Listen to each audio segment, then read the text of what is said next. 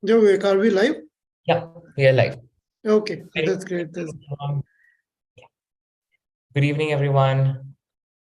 To all the audience watching us on the YouTube live, I hope you all are sound and safe and Hello, excited about the webinar. Yes, Ayursa. hello, Vivek, and all the audience who are watching us, dear parents, dear teachers. We welcome you all into the Talk with Experts webinar number 5. It's really a pleasure to conduct this session with our dignitaries today. And you are going to learn, enjoy a lot from their panel discussion, which we would be starting shortly. So I again wholeheartedly welcome all the teachers, parents, students who have joined us in the live session, and we would be just starting our webinar shortly.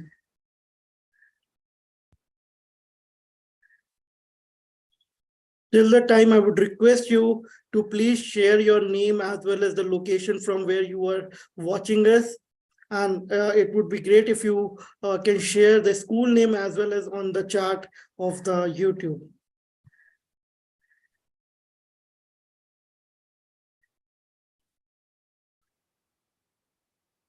So my name is Ayush. I'm a program manager at STEMpedia. Along with me today, we have Mr. Vivek Kumar. He is a senior AI and robotics trainer in STEMpedia. We are from the Codeavour team, and today, of course, we are going to host this webinar along with our dear expert speakers. So I think this is the right time to start our webinar. So first of all, let me welcome all the dear speakers who have joined us. So today with us, we have Mr. Shubham Gupta, who is an innovative lead at Atal Innovation Mission. We have Ms. Guha Priya. She's a program manager for Tamilnadu Digital Equalizer at American Indian Foundation. We also have Mr. Rishit Yadav, who is a fundraising and partnership SAMRIDH blended finance facility at IPE Global. Dear audience and dear teachers, parents, we would love to, I know you are waiting to hear to the panel discussion, but before that, I would request our dear speakers to please give a little detail about what exactly you are doing so that, of course, our speakers get an idea that how far the things have went and how far they have to come to join this complete Codeavour journey. So I will request Mr. Shubham Gupta to please introduce him and take these things forward. Over to you, Shubham sir. So thanks, Ayush, and thanks whole Codeavour team for inviting me to be the speaker for this webinar number 5. Hello, all students, teachers, parents. How are you? I hope you are enjoying your Sunday as well as joined here for listening to us, experts. Most welcome, Rishit and Guga Priya ji as well for joining me in this session. So, Codeavour has traversed a journey where we are sitting on some of the weeks, and we have completed some of the weeks here. It is an important competition which is going international this time, and we are happy to be part of as an Atal Innovation Mission to be the community partners supporting Codeavour and Stampedia in reaching out to the maximum number of students. I am Shubham Gupta. I have joined Niti Aayog Atal Innovation Mission in September 2021. It has been more than 1 year now. And primarily, my most of the time goes to see the operations and working of Atal Tinkering Labs, which I'm sure some of the students and parents and teachers here might know of, and some of them would be definitely the part of as well. At Atal Tinkering Labs, we are trying to inculcate 21st century skills in the students, particularly from the grade 5 to 12th, and trying to bring in the element of computational thinking, physical computing, 3D printers, robotics via some of the equipment that are present in the Atal Tinkering Labs. And I hope with the government's push, as well as with the policy changes towards new education policy and a greater push towards emerging technologies as well, the competitions like Codeavour would go on a long way to set up that context. And in the future, definitely would help the government and the private organizations likewise to build the innovative mindset in the younger children. Thanks a lot. Yeah. Thank you, Shubham sir, and I appreciate your efforts to be part of this webinar. And as you said about the efforts by the Niti Aayog, so we already know how far the Niti Aayog is taking us through their new policies about the education, developing the 21st century skill mindset for all the students all around the India. So thanks for the complete efforts by you and the team. Now I would request Mr. Nishit to please give us some details. Yeah, thank you, Ayush, and thank you everyone for inviting me to be the part of this discussion. I'm really privileged to be here. And welcome everyone who has joined. I can't see a audience are not visible to me, but yeah, welcome everyone, and hopefully you will get some good insights from the discussion which we are having today. Let me just give you a brief about myself. I'm working in the development sector, currently engaged in blended finance facility at IP Global.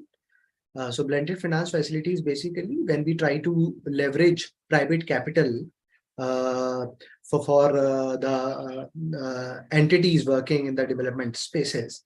So that's currently what I'm doing. But I've been involved mostly with the education in terms of how do we improve learning outcome in government as well as low fee private school in the country. So I have around 6 years of experience working with schools largely, along with multiple stakeholders, which includes various state governments as well as CSR agencies.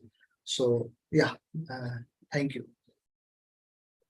Yeah, so thank you, Rishit sir. It's amazing to hear about the work you and your team is doing, and we highly appreciate your efforts towards the education system. Of course, your efforts will, of course, give our students a motivation to be part of the journey to come up to the international level. Now, I would request Ms. Guha Priya ma'am to please introduce yourself. Hi, Ayush, thank you so much. So I will extend a warm welcome to all the audience who are part of this webinar. And a big thank you for the Codeavour and STEMpedia team for inviting me for this webinar to talk here. So I've been in the development sector for the past 6.5 years, and I'm working in American India Foundation as a program manager for the Tamilnadu state. So as an organization, we work in multiple sectors. So the sector which I work in is majorly focusing on education. So the program I work is called Digital Equalizer program. So we majorly focus on improving the students' learning outcomes of the government and the corporation schools majorly. So we, as an organization, we are implementing this program in and around 35 states, all the 35 states and union territories of India. It's this year we have also been collaborating with you guys for our students to participate in this contest, in this competition. I think that's going to be really great, and really looking forward for the output of this entire event, entire competition. Yeah, thank you so much. Yeah. Thank you, Guha Priya ma'am, and it's amazing to see the efforts in the 35 states you mentioned, as well as we know how your team is supporting us throughout the Codeavour with bringing the students who are somewhere not privileged to be part of this international competition. So we highly appreciate the efforts and the work done by all the guest speakers, and we would be love to hear your thoughts in the panel discussion. With these thoughts, I would now request Vivek Verma, who is the moderator for the today's event, to take forward our today's webinar. Thank you so much, Ayush sir, and thank you so much to all the speakers who joined us today and the YouTube audience. Starting off, I would like to welcome all of you once again to this expert webinar. I hope you all are sound and safe and excited. Vivek, I think your screen is not shared well. Yeah.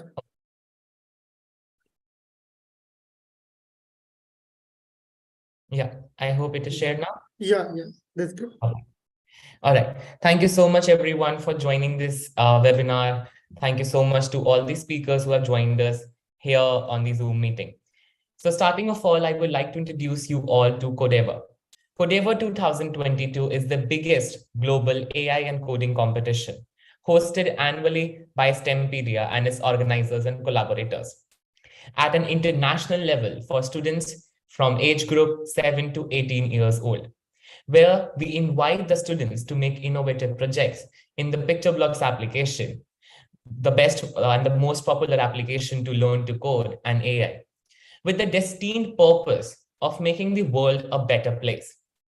So now I would like to thank our organizers and collaborators, our title sponsor, Motwani Jadeja Foundation, host STEMpedia and ArtPath, education sponsor AWS, community partners Niti Aayog, Tata Class Edge, American Indian Foundation, SRF Foundation, education partners Coding and Robotics Education Scheme, In School Scheme, Government of Goa, and Adani Foundation.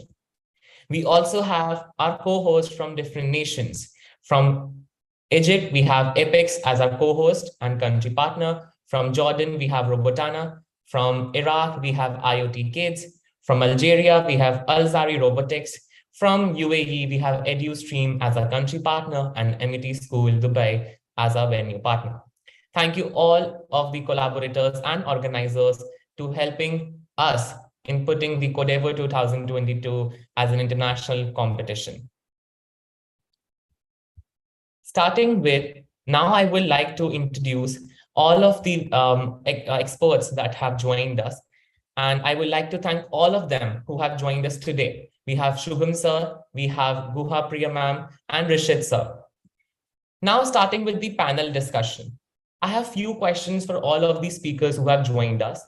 Now the topic on which we will be discussing, that is a very sensitive topic, that is development of an innovative and problem-solving mindset from a young age.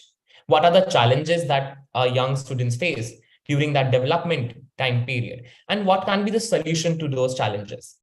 This is the sensitive topic that we are going to talk about in this webinar. Starting with, I'm putting forward my first question to our speakers. My first question is, what are the reasons to develop an innovative mindset from a young age?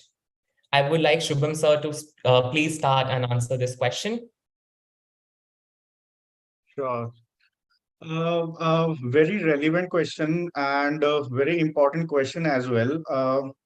See, I was discussing the same with one of my colleagues, and the brilliant answer that has come from her is the young minds are the most fertile minds. And the more you kind of indulge into it and the more you create an ecosystem for it, the more it will reap.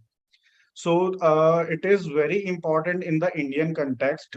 See, innovation while back in like 5 to 6 years back was a risk capital for the government of India, right? It was not seen as for the students per se, especially for the school students.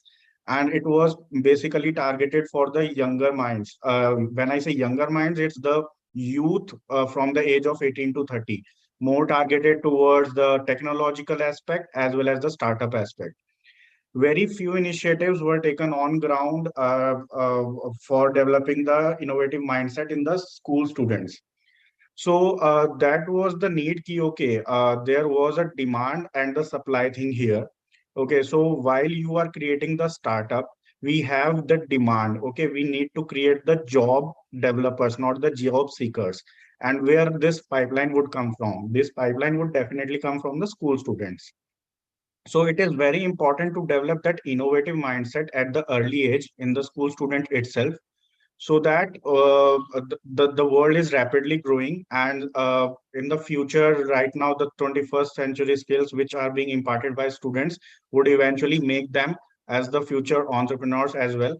And given the job market scenario right now and in the future, it would be good to have developed that innovative mindset at the very early stage. So that is it from my side. Yeah. Thank you so much, sir. I totally agree with you that right now we should focus on how we can, motivate students towards to being a job developer rather than being a job seeker. I totally agree with that point, sir. Rishit sir, I will really appreciate your points and your viewpoints on this particular question.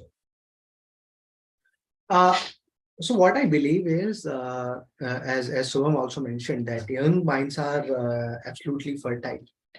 So in the 21st century, when we see around, so lot of focus has been on the technical skills these days because of technology's intervention and everything. But the root cause of everything is something which is very different. Like when we look at all the opportunities, not just in not just the professional skills, but life skills also. There are few skills which are really essential. One is your problem solving skill. So which starts from the very young age only. So when we start developing, when we start wiring young minds through a systemic way to approach a problem from the very young age, then they come out to be a very productive citizen in future. So what we see these days, especially, there is a lot of focus on, I mean, it has been for years. The focus has been more on how do we get good marks, how do we get good, how do we get into good colleges based on the percentage you are getting, or based on your performance in the entrance exams, which are mostly your competition for how do you cram and rote your learning, right? So that's how it has been.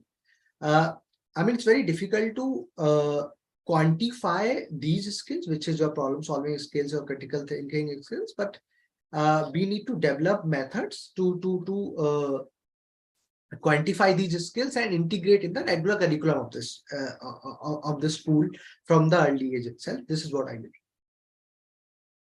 Very true, sir. I totally agree that, with the early age, we should expose students towards, those problem solving skills and how they can be more productive using the innovation mindset. I totally agree with you, sir. Thank you so much.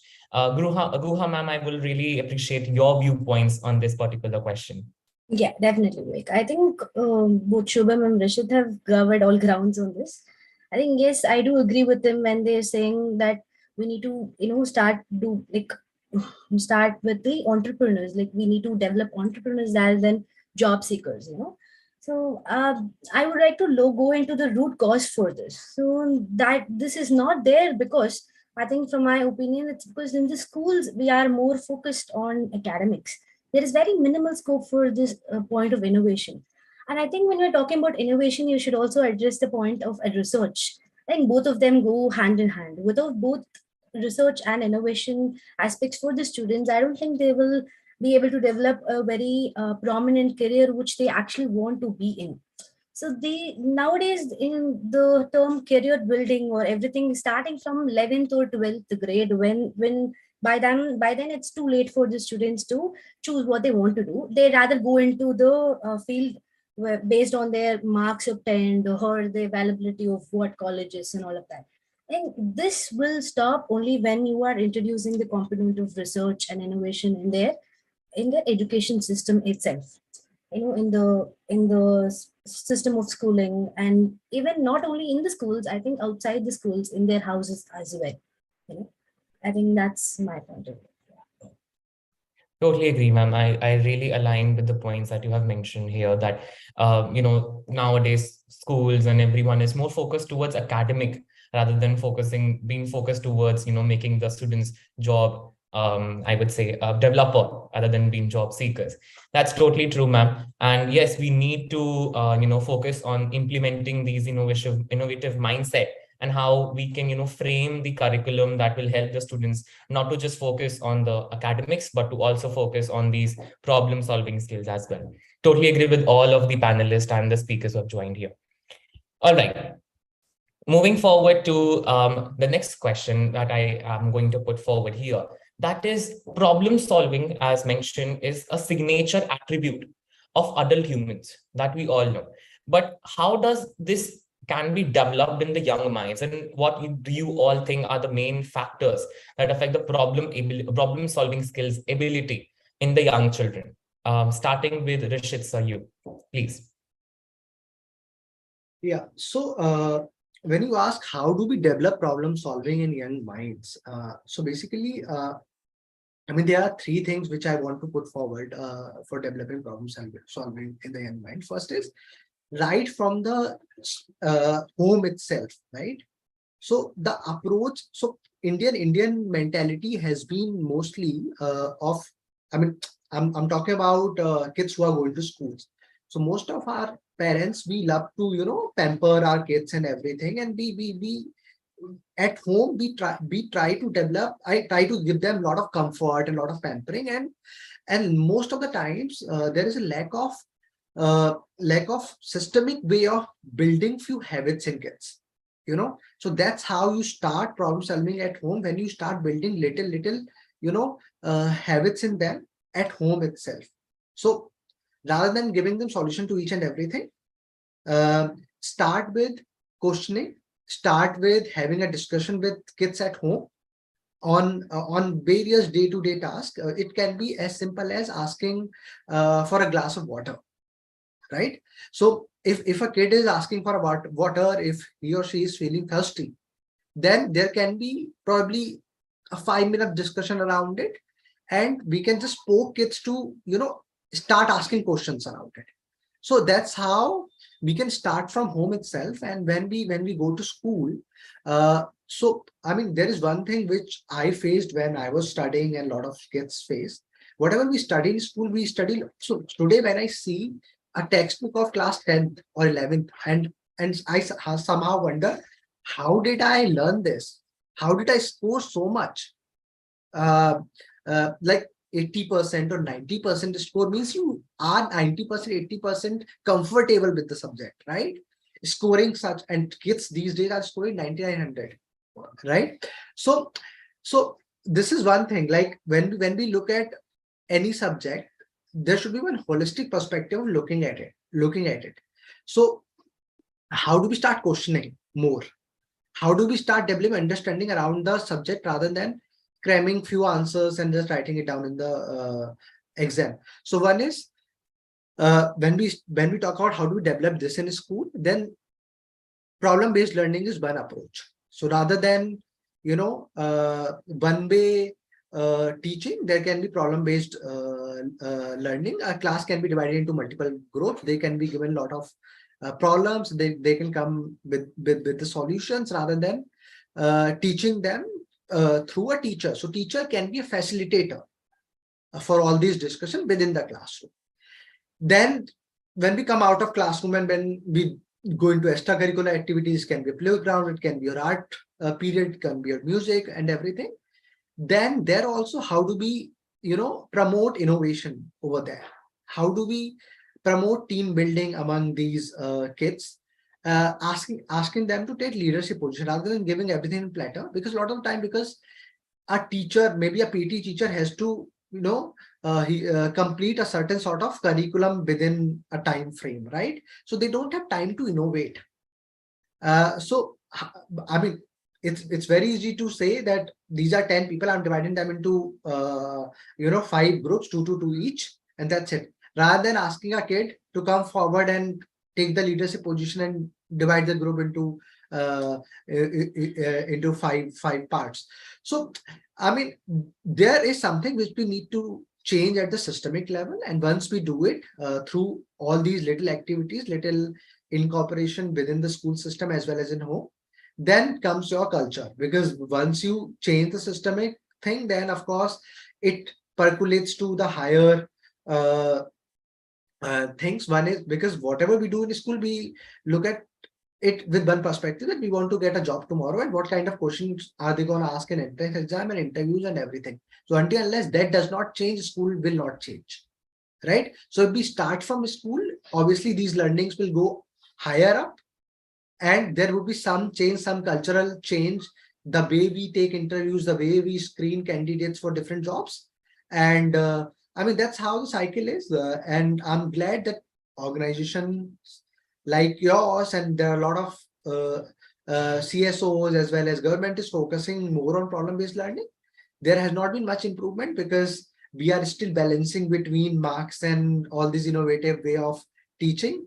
But all these discussions and people like us who are coming forward and When I say people like us, I'm talking about people who are young and who still have a lot of time to, contribute to this sector and contribute to the overall system.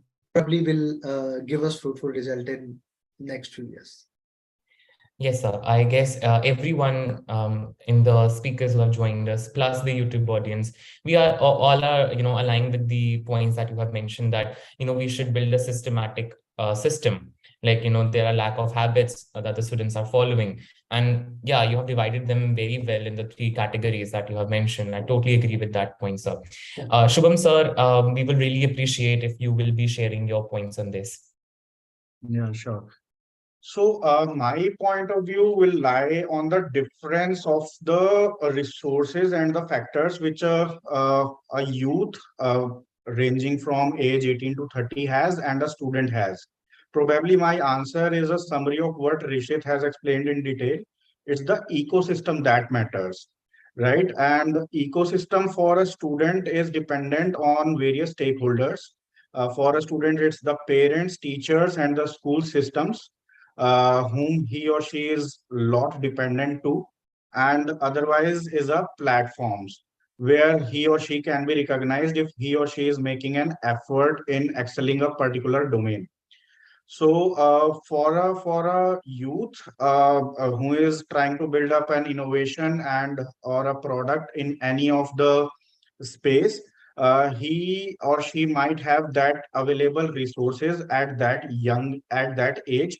But for a children of age 7 to 18, we can say he or she is a lot dependent on what are the ecosystem variables available to him or her. Okay, so for that, parents, teachers, and school principals and the school systems must be apprised of what are the latest tools or technologies which are coming up, which are necessary for these students to acquire for, and eventually that will snowball into the students. So, for example, if we have a lab, a science lab, a tinkering lab, AI lab, anything in a school, it is not the imperative of the student to go and seek, okay, what are the different universe of equipment is present with me. It is the imperative of the teacher to go there and seek, okay, how well I can make this study joyful for my students to enjoy it.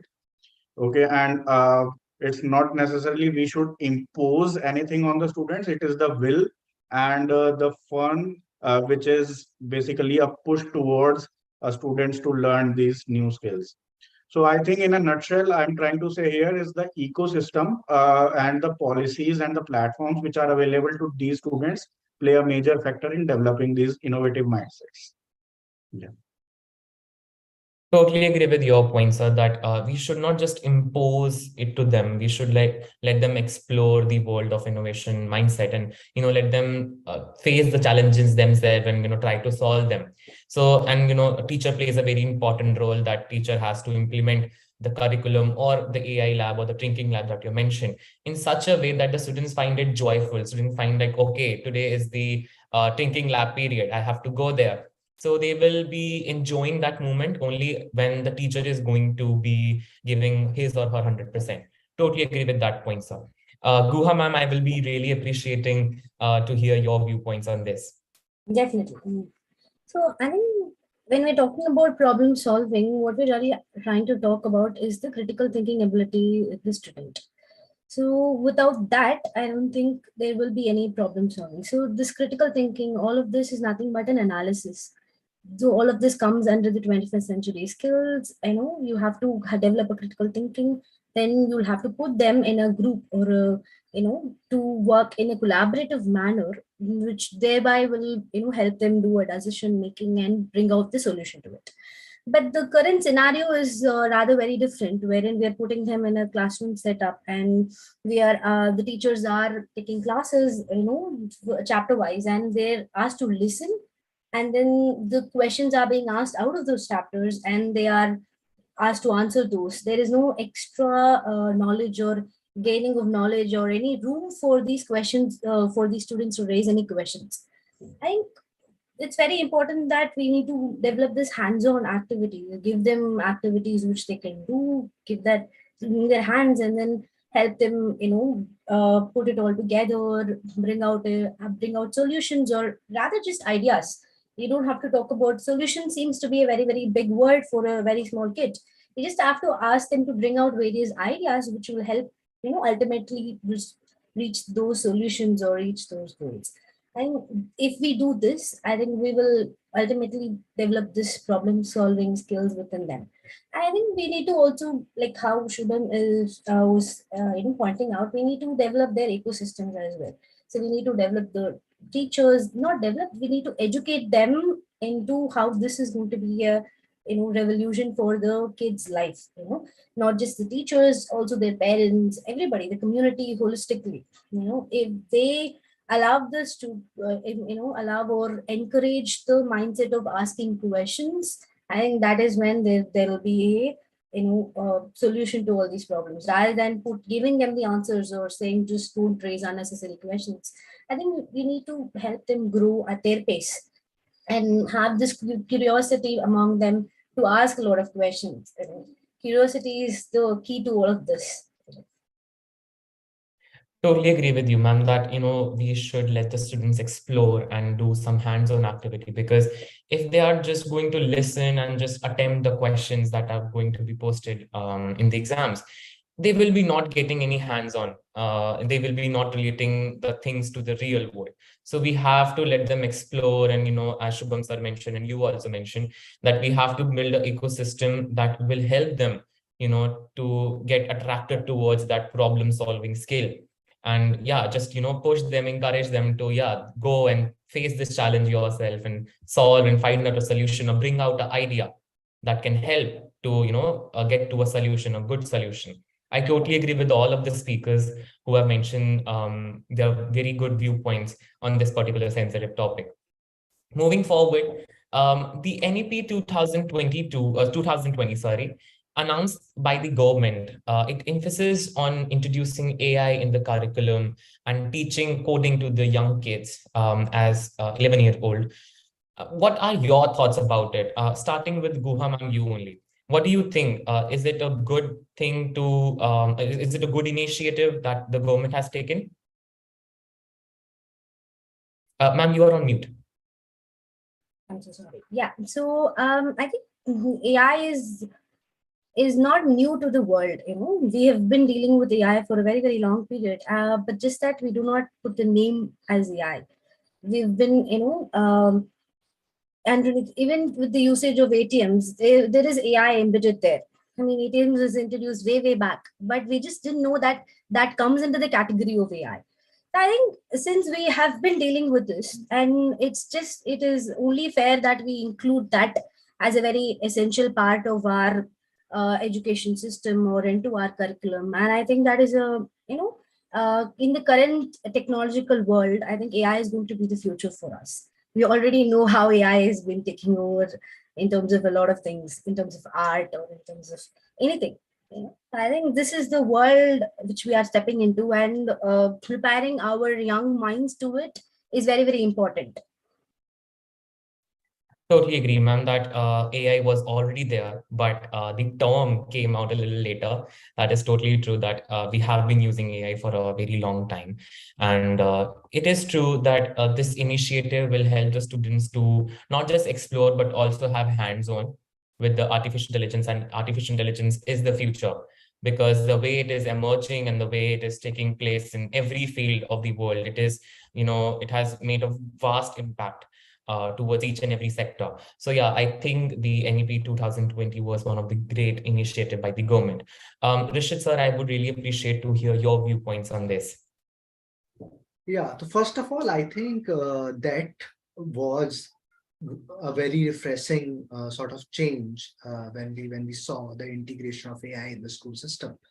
So what I believe is AI is like Guha Priya also mentioned, that it's a new language, which has been around for quite some time now.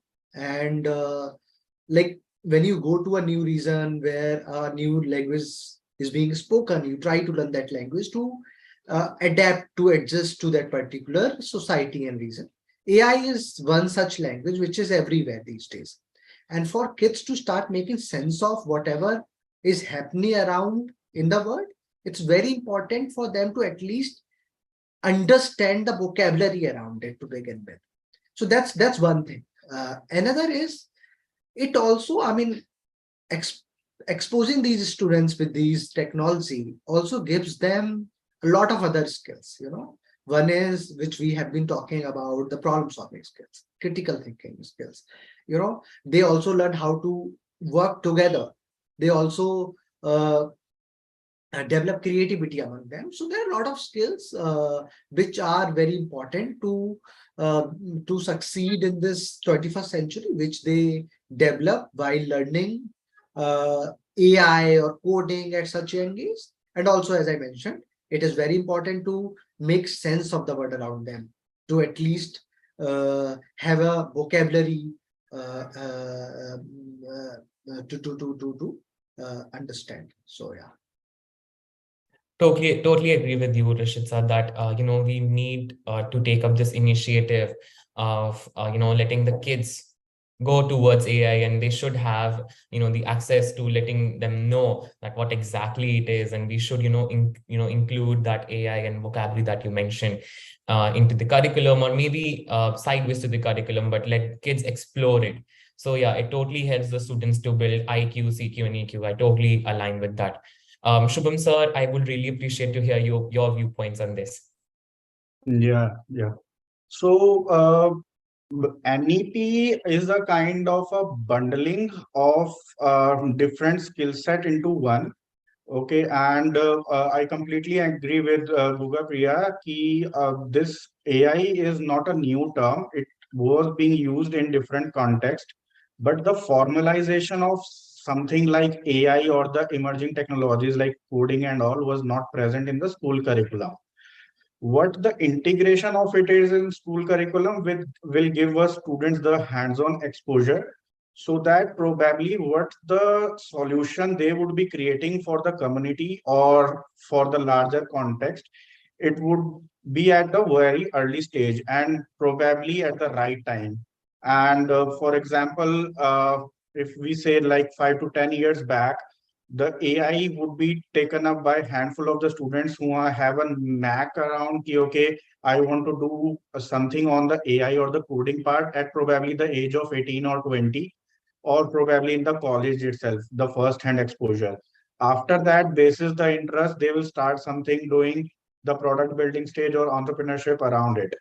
But when we will inculcate this into the school curriculum, it will give a kind of a pre-hand exposure for these students, at least to learn around the basics of it, and then probably take it as a career path as well to solve the community problems. Probably most cost efficient and most systemic way where these younger generation might not have solved to. For a government's perspective, it's a thing, or it's a bundle of skills which would be, or a policy regulation which would be available for the school students to explore these kind of emerging technologies at a very early stage. Before that, it wasn't anything regarding to the school curriculum. It was all about ki you can learn it from the outside, but not from the school. Yeah. Totally agree, sir, that this NEP 2020 is a building bundle of many skills together, and that it inoculates and it will help the students to not just face the challenges but to also overcome them, to focus on these problem solving skills and the 4 C's as well. So yeah, it is very true that it will help them to find a better way of any challenge and better solution to any challenge, and it will get them the most valuable thing, that is the experience that will help them in the future as well. So totally agree with all of the speakers, and yeah, I hope the YouTube audience is there with us and align with all of the answers that our experts are saying. Moving forward, so now my next question to our experts is that what do you think are the current efforts by Atal Innovation Mission or the new CBSE curriculum, etc., to prepare the young minds for an AI future? Is that enough for today's time? What are your thoughts about it? Starting with Shubham sir, you only. Okay, so for this NEP alignment of the school curriculum, there have been certain efforts which have been put in. For example, at Atal Innovation Mission, we have collaborated with CBSE and Intel to provide a kind of a lesson plan for all of the lessons from class 5th to class 11th, integrating it with the AI as well as the tinkering lab, which is present in the school. So we have done a pilot with 50 of the schools who both have an AI lab and an ATL lab, and how we can devise that lesson plan in a more innovative way, where these students can learn the basics of, for example, reflection, uh, soil moisture, drone technology, etc., via these on-hands exposure present in these labs.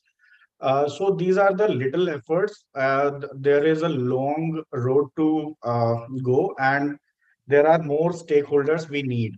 Uh, there can't be a single point effort where we see ki, okay, the NEP alignment has come into the school curriculum. It would need some bit of the government's policy regulation, some bit from the CBSE to adapt it for the teachers and students perspective, and some bit like the organization like STEMpedia and SRF Foundation, AIF Foundation, etc., who can come together and develop these kind of platforms where if a student has acquired some skills, can potentially be reflective of ki, okay, this is my platform where I can fully showcase my talent and get recognized at some platform. So there is an integration of certain things required, both from the private organization, some NGOs, governments, and the stakeholders like the CBSE. So it's a long road to travel, but yes, the efforts have been already put in. Yeah. Totally agree with you, sir, that it is a very long road to travel. And but if we come together and take up this initiative of providing those resources to the students and helping them to grow out, that will be very better, and that will make the journey a little smaller as well as a little easier for all of us. Totally agree with that, sir. Rishit, sir, I would really love to hear your viewpoints on this particular thing. So, I mean, adding to Shubham's only, so like you mentioned, so there has a lot of work which has been done in this particular field, but obviously the India is such a vast and very diverse country, and there are a lot of things which we are lagging behind in. I mean, when we talk about the basic foundation learning, numeracy and literacy also, there are a lot of work which needs to be done there also. So basically we cannot, and we have not been able to actually focus much on these because of lot of basic things which needs to be done, as I mentioned. But having said that, the efforts which we have been doing in this particular area for very many years, and now aligning it with NEP 2022, it's more sort of structured and is more into system. We are very hopeful that it would be integrated in the system culturally also. It's already there in the system. We have been promoting it also, but when I talk about culturally, it means there is a demand for it, right? So which is lacking at this point of time, because there's very less demand from schools, because they think this as an extracurricular activity, right? So I mean, I request, I mean all the teachers and students here to probably look at it seriously, because this is something which is probably going to change the future of our children, and also all other stakeholders to come forward and contribute and start intervening when it comes to building future skills among kids, because this is also something which is mainstream. This is not something which is extracurricular and is there just for one period in a month. So yeah, I mean, that's just a call for action for everyone who's there. That's totally true, sir. I totally agree that it's a call for action, and we have to come together to take up this initiative of, getting the exposure towards the kids, at how exactly they can come together and, take a, journey towards the innovation mindset. So that I totally agree with that, sir. So Guha ma'am, what do you think, what are the current efforts that are being taken by AIF to prepare the young minds for AI future? And is that enough for today's time? I think when you're going to ask about if that's enough for today's time, definitely the answer would be yes, we can make more and more efforts. We are trying to probably be the drop in the entire ocean. Like how Rishit pointed out, we are a very vast nation with a lot of things in mind. So we are making the best effort we can to solve this thing and to take this AI, curriculum to the students. As an organization, we have been right now focusing on STEM for more than 5 to 6 years, and we've been taking a lot of things like robotics and coding, all of that to these students. Now we are also partnered with Codeavour and Media for this ideas as well. What is very surprising is that when we introduced this first to the students, how easily they were able to pick it up, and that is because we are as an organization dedicating this time towards them.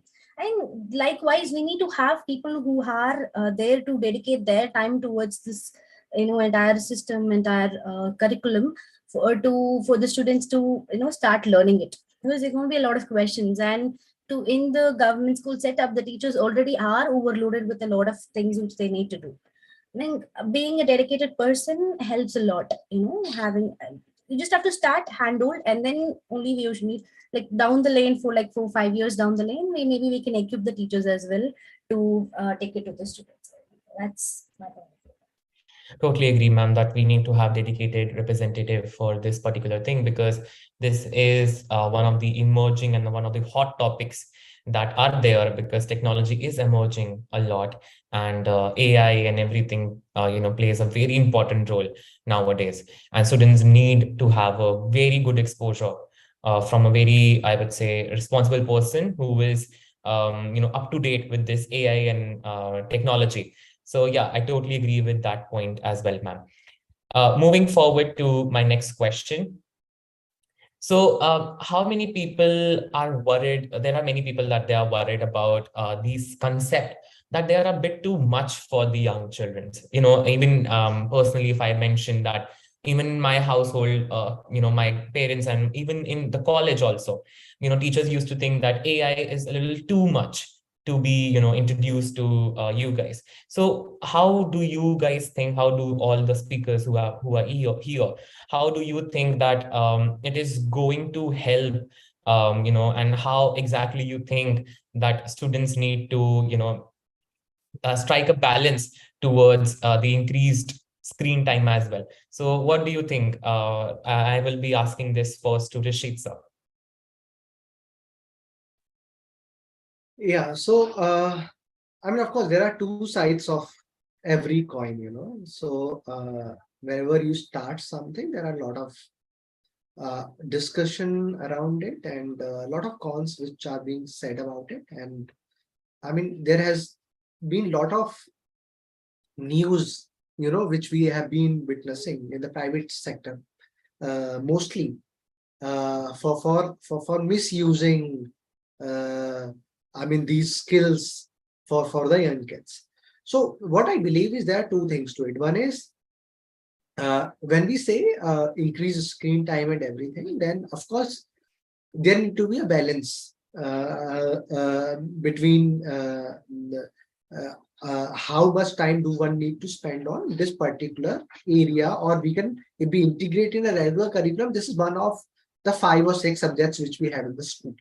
And accordingly, if we look at it through that lens, probably it won't seem much burden for students.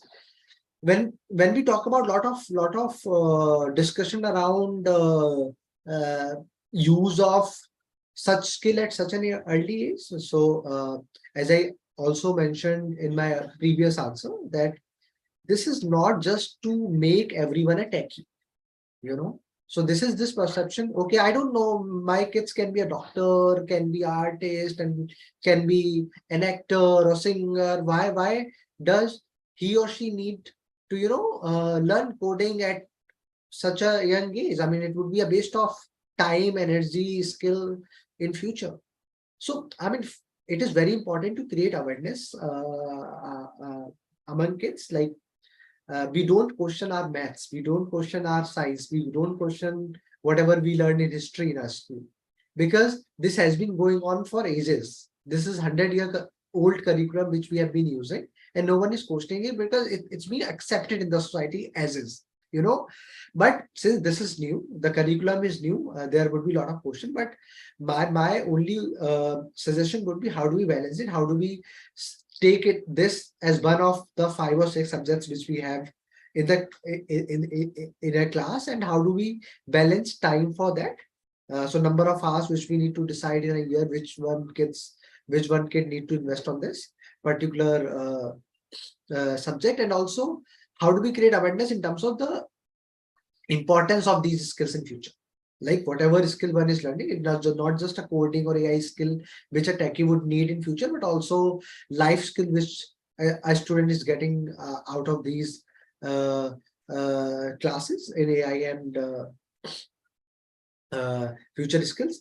So I think these are few things which one needs to do. I mean, create awareness and also create a comprehensive curriculum with number of hours one need to invest in this particular thing.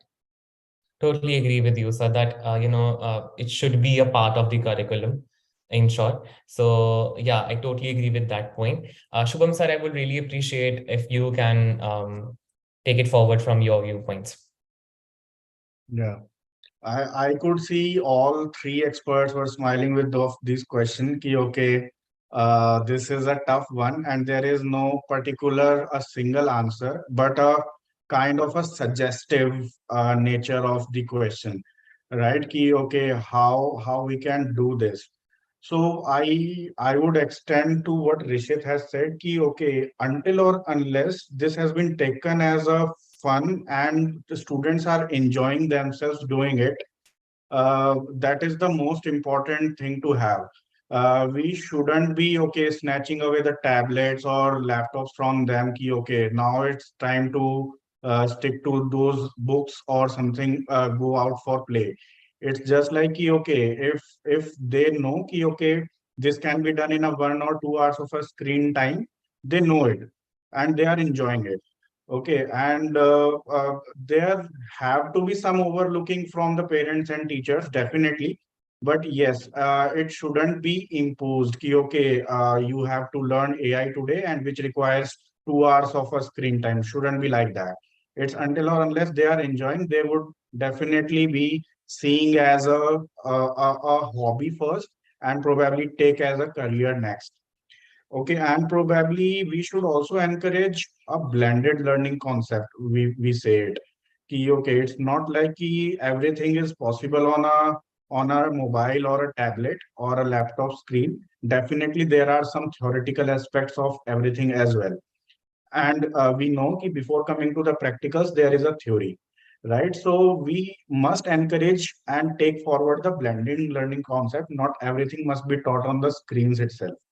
Okay, for parents also it is necessary key to see key not everything should be given on the tablet or WhatsApp or something like that. There should be a blending learning. Yeah, that's my point of view. Totally agree with you, sir, that the blended learning will be helping the students to have a balance between the new technological as well as the traditional method of learning. So agree with that point, and the way you have extended Rishit sir's point, that I totally agree with that as well. Guha, Priya ma'am, I will be really appreciating your viewpoints on this. Yeah, totally. So yeah, so like how both of the panelists have spoken about, not everything is based on screen time or the technology, right? You need to take certain things offline and then strike a balance between where you're giving the screen. And the concept of how this is a very big concept, or AI or coding is a big concept, or is it too much to introduce to the students? I think it's the opposite of it. When we are looking at it, the word coding, when we like, it's like how, if we think about robotics, All we think about is the movie wala robotics, like how the Endran movie or iRobo movie is presented. That's not robotics, right? Robotics starts from very, very basic thing of moving the motor or identifying the sensors. And that's the level of thinking. I think that orientation should be given to everybody who's looking at it as a very big concept. In fact, like I previously stated, you'd be very surprised how easily students are picking it up. How easily the students picked up and how easily they were able to show the face recognition software to others and how they are doing it. And that's very exciting when the students are looking at it. And in my point of view, these things should be introduced to the students who are not academically performing well. These are the things which you can introduce to them, create interest among them, and then bring them to other subjects as well. These things are very exciting that the entire classroom participates, and the students who are very performing well are going to automatically pick up on these things. But the students who are not engaging in the classroom, that is a strategy which as an organization we follow when we are going to a classroom setup. We pick the students who are not performing academically well and we put them in these sort of activities. They pick it up so easily that we will question ourselves on what basis are we saying that they are not academically performing. I think that is where you have to strike a balance and understand from them that it's not a big, like a huge concept or any of that. I think we need to give the educators a proper orientation, the parents a proper orientation. Like the entire ecosystem has, Shubham previously stated, a proper orientation on what these are and how these are going to turn out. And that way we're going to have a very easy time on taking this forward. Agree with you, ma'am, that we need to have a proper orientation of everything. And yeah, this should be, should be introduced to everyone, but it should be, as you mentioned, that AIF take it forward to, students who are not performing well in academically. But it's actually very good. One of the good initiative that AIF is taking up, that it is, introducing this to the students who are not able to cope up with the academics, because this will help to boost their, I would say, confidence. Because, personally, if I mention, I was also facing some of these kind of problems. Mathematics was one of the subject that I find very difficult till the day. But, when I came to AI and then machine learning and these other problem solving skills, suddenly mathematics was like easy for me. So, it is very great thing that we should, we should take up an initiative or not, making it as fun and joyful as possible. So I totally agree with that point, that we have to take it like a U-turn and a turn back towards the academic with the help of these innovative skills. Totally agree with that point, ma'am. Yeah. Moving forward, my next question is how we can develop the 4 C's, that are critical thinking, creativity, collaboration, and communication, which are the base of any innovation in rural area students, and where they where they struggle to meet their basic education needs, and empower them to rise and become ready for the future. Starting with Rishit sir. Yeah, so like we have been mentioning, we are living in a very complex world, so the problems which are arising now are very complex, multidimensional problem. And for these problems to live in such a world, I mean, these skills are very important. When we talk about 4 C's, which means your critical thinking, your creativity, your ability to work together with people, your collaboration skills, and also your communication.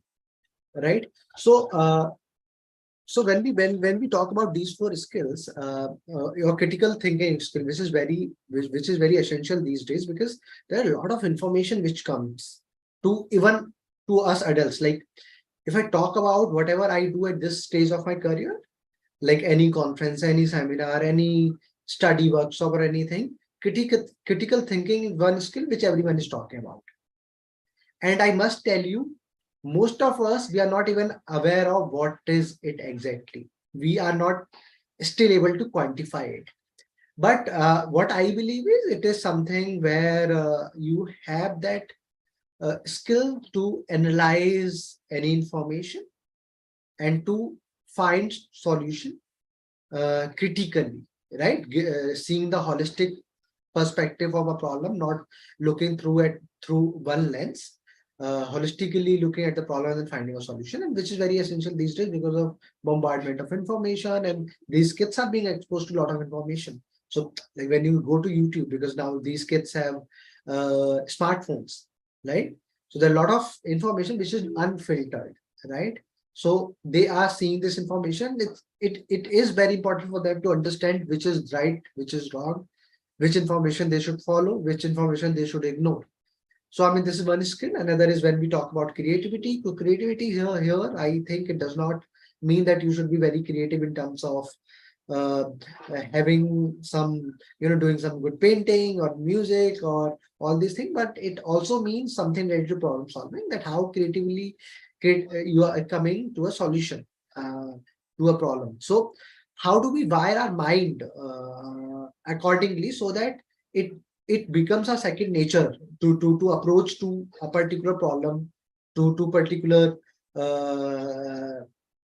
situation through the lens of creativity, and we are not just following one linear way of looking at a problem. And then of course we talk about collaboration, which is very essential these days, because today only I was talking to one of my friend, and he's building something. He's trying to build a startup, and he's like, he was developing a pitch for an investor, and he's like, there is one question which he asked: why you? Why do you think that you are someone who can solve this problem and not the other person? And he's asking me, well, what can be the answer for it? So one is, of course, I told him that your experience of working in the same segment for last 4 years. But second is your ability to work with other people, because you won't be able to solve it all alone.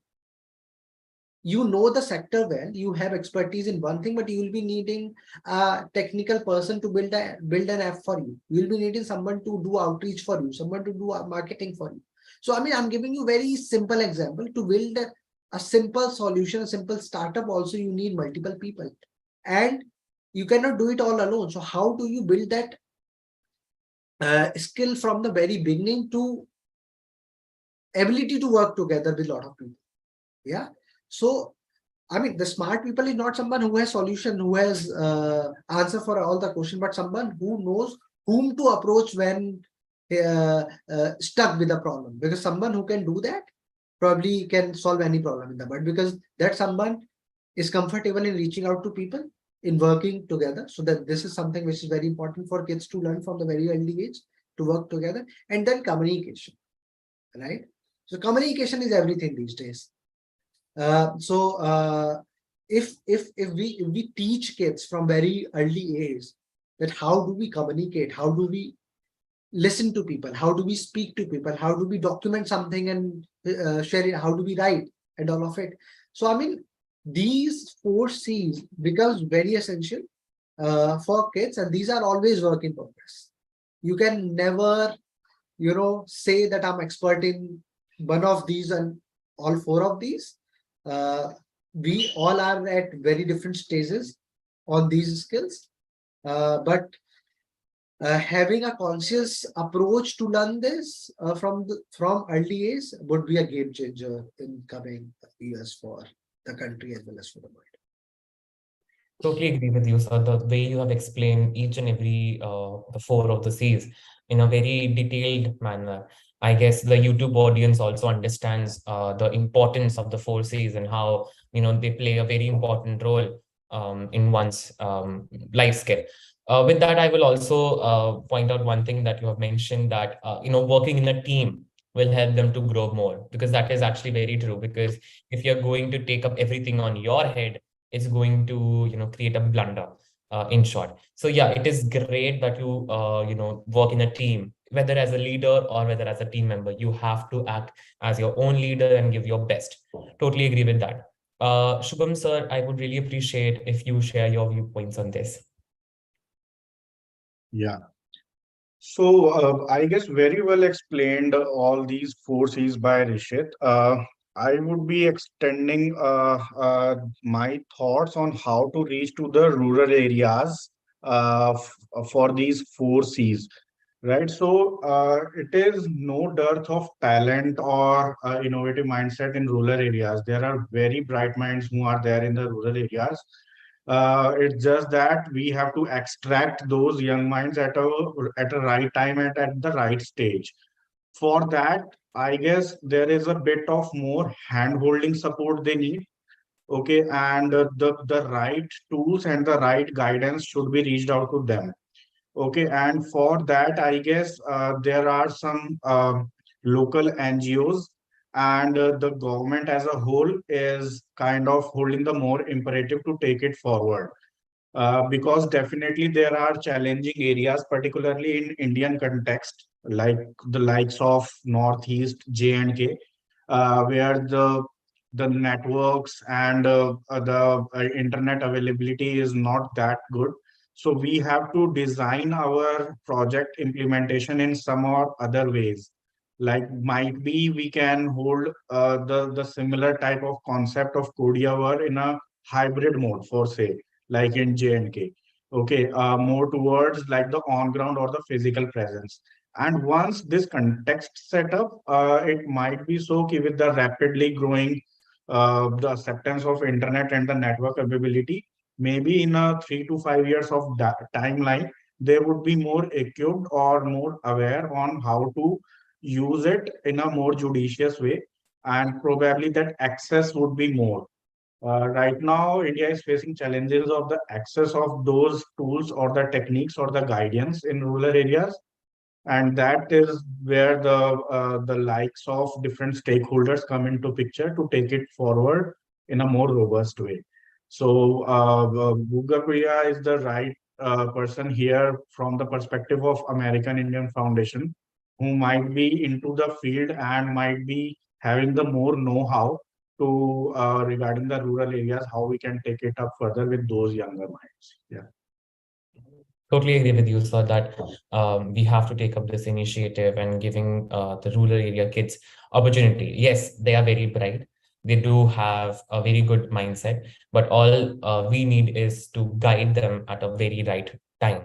That is what is important. So I would really appreciate Guga ma'am to share her viewpoints on this, because I guess, as sir mentioned, working towards that particular area only. Over to you, ma'am. Yeah. So I think Rishit has covered the grounds on the four C's. The major point I would like to indicate, as Shubham suggested, is how to develop in the rural areas. I think in the rural areas, the only way is to take it in a personal level. So as a program, we have been focusing on these rural areas extensively, where we provide them with kits, where this can be a possibility to take it offline, like how Shubham suggested. Online might not be the feasible options there, because the network availability is very, very sketchy in those places. So what we do as a program is we provide them with the kit, or we set up a center where the major focus is on the components of AI, machine learning, robotics, or and bring out innovations. And we try to connect with experts as much as possible to help these students or motivate them as well.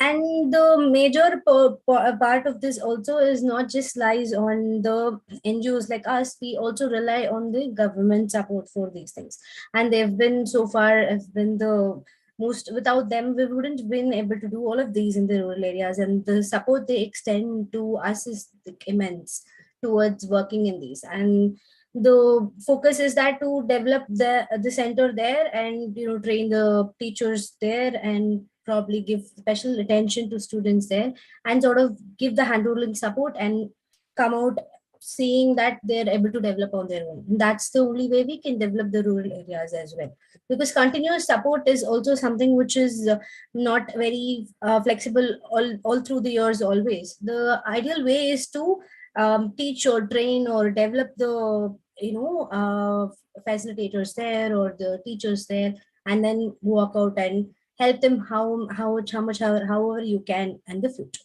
I think that's how you can develop the rural areas. And in terms of yeah, if you do this, I think if you introduce these, the four C's are going to automatically build on on that. Yes, that's my view on this. Thank you so much, ma'am. I totally align with the points that you have mentioned that, we have to take up this initiative and come together and, train the teachers and facilitators that are there, because it's true that we cannot provide the constant support throughout the years. And it is better that if we train the facilitators who are, more comfortable with the students as they speak in their own mother tongue or their local language, let's say. So it is better, to train the teachers and the facilitators to, take up that initiative of providing those resources, as well as taking up the initiative of, making sure that the students are, getting hands-on to these 21st century technological skills, or the 4Cs, and, just letting them explore at the right time. So that is very true. I totally align with each and every point that all of you have mentioned, and I really appreciate that. Moving forward, I would like to ask this question to all of you, that how do competitions like Codeavour 2022 International aid young minds in mastering emerging technologies? Starting with Shubham sir. Yeah, definitely very helpful. And Codeavour is first I will tell about the Codeavour and then about these kind of platforms. So Codeavour is definitely having a first mover advantage, and it's a one of a kind program. And I was very happy when I was discussing the kind of the project timeline and how the structure of the program is. It's not only about ki, okay, there have been certain submissions, certain assignment for the students. It's a long period of a competition where the teachers and students both are aligned. As I was previously also mentioning, it's not only the students who has the imperative to learn the coding. If we have to change the culture and if we have to make it as a part of the curriculum, both the teachers and the students must be the part of each and every platform or the competition we are presenting to that. Apart from that, Codeavour came with its own flavor this time. It's the international one, going international for the first time. And I'm very glad to see the progress Codeavour has made till date. Uh, Definitely, it would be nice to have a session where these international best practices can be learned via the peer-to-peer learning sessions for some of the Indian students coming up. Some of the international students are also coming up. So that's where the real outcome or the juice of this program would be. And regarding the other platforms, definitely if there is a student who wants to excel in something called as emerging technologies, we are saying a platform is important to provide for them to showcase their talent. Until or otherwise, it would not be that much of motivation for them. Okay, where is all my innovation going into? Where to showcase? Who are my stakeholders? Who will buy this innovation from me? How will I refine my product further? So these are the platforms which definitely answers to those questions. And when these students get recognized through some of the certificates, prizes, definitely it would be a stepping stone where they get motivated to take it further in their journey. Thank you so much, sir. You have really very well explained the initiative of Codeavour 2022. And yeah, we are all very excited to see all of the submissions that are going to come from all around the globe. Guha ma'am, how do you think Codeavour 2022 or competitions like Codeavour 2022 International will be aiding the young minds in mastering these emerging technologies?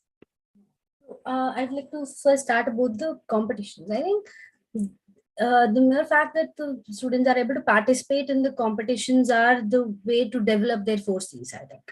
Where they're able to do a collaborative work and communicate that, and also put in a lot of thinking into what they can present.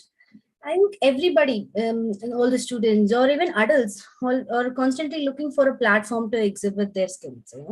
That's what we will be doing when we are helping them to enroll into a competition. And as an organization who have also been continuously conducting various competitions and expos for the students to participate, I think that is where the students exhibit their maximum talents and are more than always joyful to come out and be present and presenting their work, and in a platform where they're able to showcase it to multiple people, or even the fact whether they are winning it and winning that or not, the mere fact that they're present there is helping them a lot. I think that is being said for the competitions. And when we are talking about Codeavour, yes, they've been, like I said, they've been picking this up very, very easily. And this contest, this international competition, will help them to showcase what they've been doing so far. This is like the exact platform for them to come out with their work and present it. And the fact that they'll be following it through, when after the level, whether they're clearing that level or not, they'll be following this throughout to see where the students are going, will be a motivation for them to participate again next year. And that's also something there. Yeah. True, ma'am. That I very appreciate the points that you have mentioned and align with those as well. So, Rishit sir, I would like to hear your viewpoints on this.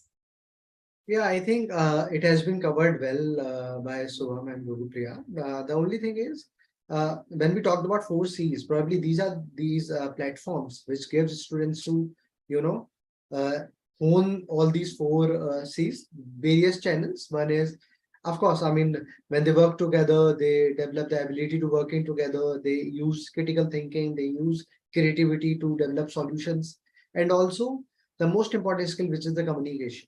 They get platform to communicate it, and also when we do all of this, there is a lot of buzz within the system, and a lot of promotion around it, which gives some sort of education, some sort of awareness to all the stakeholder regarding these important skills. Because unless we don't create such spaces for people to come and discuss and have conversations in, it won't be a sustainable.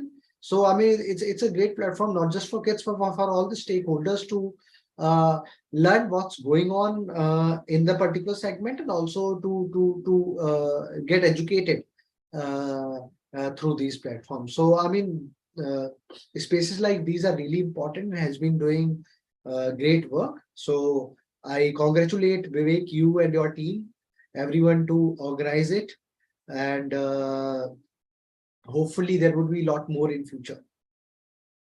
Thank you so much, sir, for your kind words.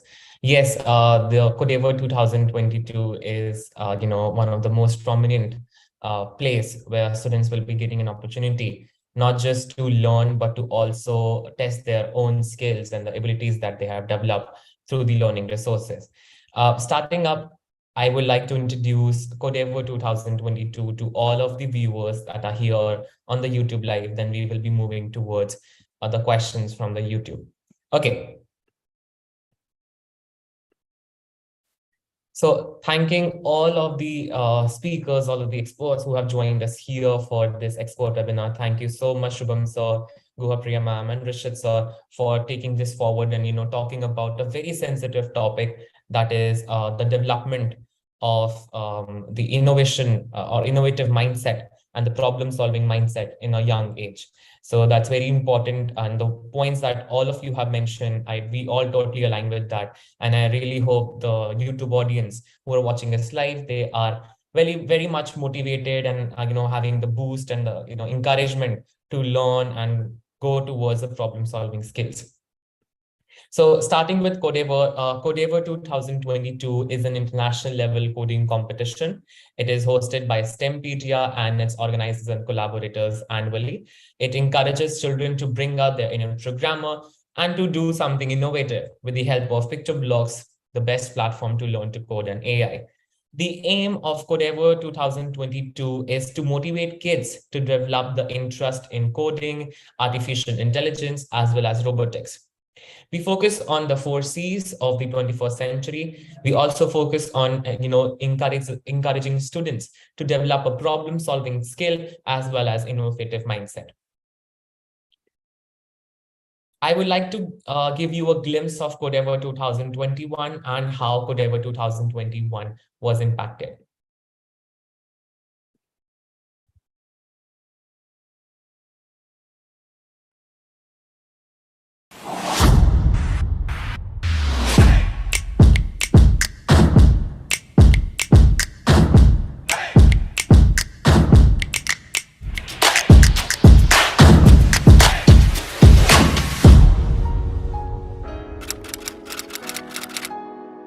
Codeavour is competitive, fun experience, challenge, amazing, innovative, challenging. It's really awesome, interesting. It was amazing experience. Incredible opportunity, beautiful competition that I can learn new things. Unimaginably unenjoyable. Learn me very things about artificial intelligence and machine learning. It's really good to learn something new. This competition gave me a very good opportunity to showcase my coding interest. That is my great experience and great learning participating in this. Codeavour is fantastic competition. Excellent. It's a wonderful competition. Challenging. Easily learn programming platform. Really. Fever. Please take one tablet out of meal, once in the morning and once in the evening. SAMRIDH. My name is Abdurrahman. Hello everyone, my name is Samriddhi. So our project has decided to ensure his safety on roads and will notify his family, police and the ambulance. The ambulance arrive immediately. I am Sana. Let's start. It's food. It's metal. It's plastic. Hi, I'm Lee. Hi everyone, my name is Vihan. Changes on Earth is now added. Please show your book into the camera. Set crew is now added. Please concentrate on driving. Wake up! Please concentrate on driving. Hello, my name is Abdurrahman. Good. Bad. Hello, I am Am. Hello, I'm Ik. I'm Rose Heavy. I'm Abdullah here. And I'm Jod Akkad.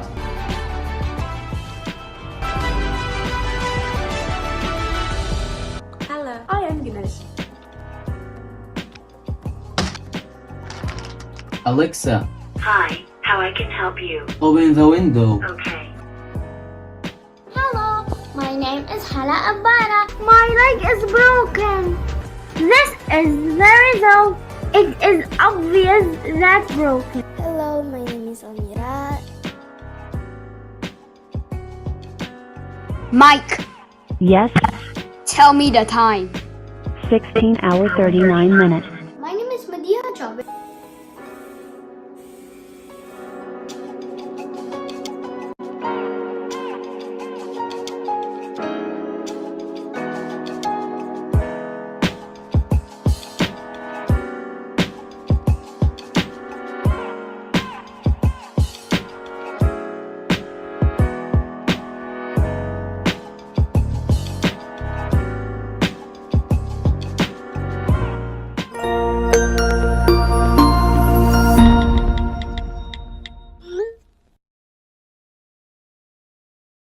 So this was about Codeavour 2021.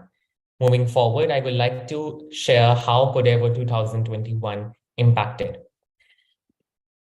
In Codeavour 2021, we had more than 69,000 plus teams who participated, more than 1 lakh students who submitted their projects. We had 25 plus boot camps. The countries who participated in Codeavour 2021 was 68 plus in numbers. We also had 5,000 plus teams from underprivileged area to participate and submit their project, their innovative project in Codeavour 2021. At last, we had 80 winners from 16 countries all around the globe. So this was the impact of Codeavour 2021. Moving to Codeavour 2022. I would like to thank the organizers and collaborators once again. The Codeavour 2022 is a huge success because all of you.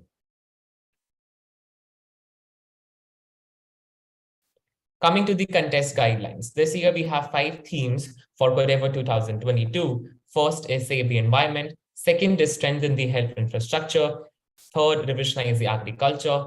Fourth, automate the surroundings. And the fifth is make smart transportation systems. So I hope all of the YouTube audience who are watching this live right now or watching the recording later on, I hope all of you have started finalizing your project on one of the particular theme.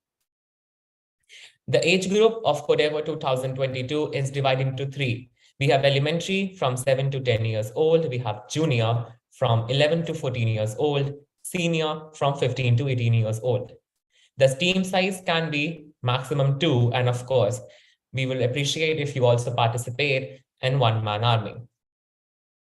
What exactly you can make? After choosing your favorite theme, you can make anything and everything. You can make a hardware-based project, you can make a storytelling project, you can make games, or you can create AI and ML project and submit them as well. So these are the categories on which you can make your project after choosing your favorite theme. How to participate? So the last date for the participation and the submission for Codeavour 2022 is 10th February 2023. So I hope all of you have started finalizing and started submitting your projects. If not, hurry up. The deadline is near. So coming to the timeline, registration began on the 10th of October 2022. The last date to submit your project is going to be 10th of February 2023, and the winners will be announced on 28th February 2023. We are very excited to see all of the projects, the innovator projects that you will be submitting for Codeavour 2022. Now, telling you one of the most important things that we all are excited about, that are national level events. This year, Codeavour is taking a big step going international and having national level events in Bangalore, India, Dubai, UAE, and Luxor, Egypt, where all of the top performing teams, as well as the winners, will be getting an opportunity to showcase their innovative projects and interact with the expert during national level physical events that will be taking place in these mentioned countries. Moving forward, we are going way bigger, not just in the terms of international numbers, but we are also going way bigger in the terms of awards and prizes. This year, winners will be getting $1,000 cash prize, first runner will be getting $600 cash prize, and the second runner will be getting $300 cash prize. So in total, we have more than 60 plus cash prizes in a total worth of $20,000. Now coming to why you should participate and what are the benefits of participating in this competition. So Codeavour 2022 is an international level competition, giving the students and the teachers with the schools, with the help of schools, an international level exposure where students will be not just competing with the 90 plus countries, but they will be testing themselves as well. We are also providing them the learning resources. They will be getting the access to the learning resources once they register. The learning resources are therefore free of cost, by which you can enhance, sharpen your AI, coding, and robotics skills. Those learning resources are of more than 60 plus hours that are available on the website. We have the training sessions included, as well as the learning resources, plus the courses provided by STEMpedia. We also have live generic doubt session that takes place every day from 6 to 7 p.m. Indian Standard Time. We also have live webinars with our experts, for the industry level experts. Right now, you're watching one of them. We will be also working on one of the best innovative ideas. And of course, this Codeavour 2022 will make you sensitive towards the sustainable development of the world and how you can take up the initiative with the help of these 21st century skills, technological skills, to make the world a better place. Today, I'm going to also talk about the expected reach of Codeavour 2022.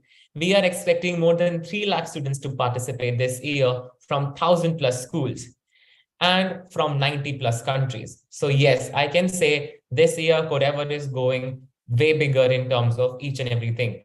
In international level, we have national level events. We are also having great awards and prizes for all of the top performing teams. And we are also having participation from 90 plus countries. That's a big number. Thank you so much for everyone to joining us. I will be moving forward and requesting all of the speakers to please turn on their camera so that we can take up the question that our lovely audience have.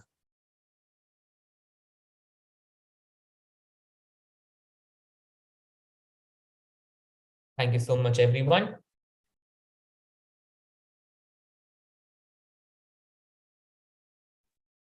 So we have one of the question for all of the experts who have joined us here. The question is, what advice would all of you give to the parents and the teachers to make the children ready for the future, the AI future? Starting with Guha, ma'am. Ma'am, you on mute, yeah. So, major advice would be to, for the parents especially, would be to invest in their children's education. The teachers need to guide them towards that. This is the major or the suggestion I would say for them, and prepare them in terms of developing their 4Cs, which will help them to also develop their problem solving skills. Yeah. Thanks. Thank you so much, ma'am. Shubham sir, what are your viewpoints and how would you, advise the students and the parents and teachers to make the children AI ready? Yeah. So I guess for the teachers and the parents, AI is the upcoming future for children. Let them explore, and if the students are really enjoying it, you also try to be the part of it rather than just letting the students explore by themselves. As I said earlier, it's the ecosystem that plays the major role. So teachers and parents needs to be also kind of apprised of what AI as a future holds, and then support their children to be the part of it. Thank you so much, sir. Rishit sir, what message would you like to give to the teachers and the parents? Yeah. So I guess building on Shubham's point, my advice would be take it easy. I mean, there are two extremes to it.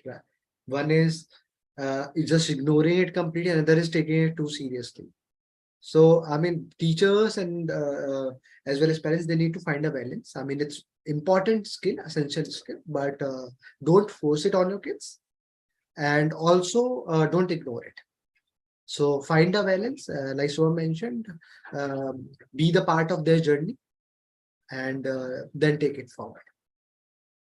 That's true, sir. Thank you so much to all of the speakers who have joined us today and who have shared their valuable viewpoints and the solutions, have provided the solution to the challenges that are being faced to students, the schools, the teachers, as well as the parents, and talked about a very sensitive topic, how we can, take forward the students to a journey towards innovative mindset. Thank you so much to all of you, the speakers who have joined us, the experts. Thank you so much to all of the YouTube audience. I hope you all are finalizing your project for Codeavour 2022. We all are very excited to see your innovative projects that you will be submitting. Ayush sir, I would like you to take it forward and give your concluding remarks. Yeah, so it was really amazing to hear from all the speakers on all the valuable points they have added. So because these have been really big questions for the parents as well as the teachers and somewhere to the students. And I agree to the end note of all the speakers that this is an emerging technology, and of course this has very important to be learned. But of course we have to make a balance on it so that it does not create an havoc and also does not get an ignorance. From my side, I would like to, from the complete team of Codeavour 2022, I would like to thank all the audience to be part of this complete webinar. And I would also like to express my high gratitude to all the speakers who joined us today for the event. So from this, I would like to conclude our today's webinar. Thank you everyone for joining in. It was really a pleasure to have you all here. Looking forward for such more webinars and meet the people in person. Thank you. Bye-bye. Stay safe. Take care. Thank you so much, everyone. Thank you so much, Shubham sir. Thank you so much. Okay, ma'am. Thank you, everyone.